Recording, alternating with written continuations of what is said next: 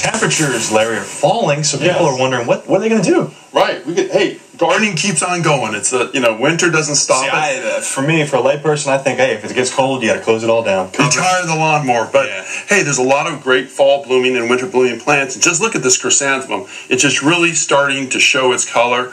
It's a great fall blooming plant. And some of the best things about chrysanthemum, after they've been planted, planted in your containers, you can remove them and put them in the landscape.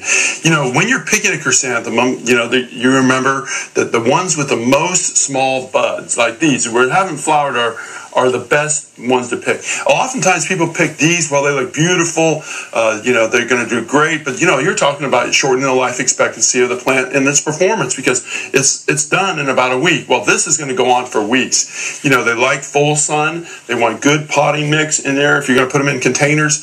Some of the best potting mix, if you're looking for these plants, you get them at Ace Hardware, and this is a plant mix that actually I use at the nursery for our Japanese maples, high quality. It's called Earth Nourish. So make sure you change out your summer planting mix for winter planting mix. When we talk about winter temperatures, what temperatures are we talking about? Where these can take 20s, 27, our normal Florida winter. Petunias are a great plant too. Here's a great color combination. This yellow and gold. I mean, you wouldn't even think it was winter. But, Los Angeles Lakers. Right, exactly. But one thing about petunias, they don't bloom in the summer because they got to have nighttime temperatures below 70 degrees to set their flowers. But plant them in combination of that when the chrysanthemum's blooming. They'll bloom pretty much all the way till around January.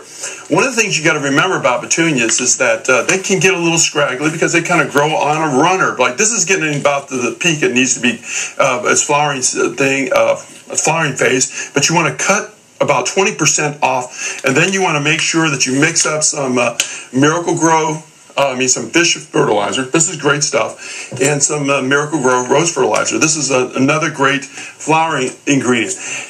If you want to take it easy, you don't want to work as hard, you get some slow release Osmocote and put it in right in the planting mix, and you're going to be good. Viola is another plant. This is a plant that's going to survive through any kind of weather. I'm talking about down to the 20s, 19, and keep on flowering. Wow. High sunlight. But, when you buy these plants, they're pretty much packed in these little cells. So you got to remember, you got to crush this up really well. I mean, the plants look like next day they're going to wilt. Oh, I've killed them. But, you want them to do that. Also, you want to remove some of the tops or potting mix around the top, because a lot of times this potting mix has got a lot of peat in it, and it's going to repel water. So we want to put some of the regular potting mix around there, so it's going to get nice and moist. Crush it up, fertilizer, and you're in great shape.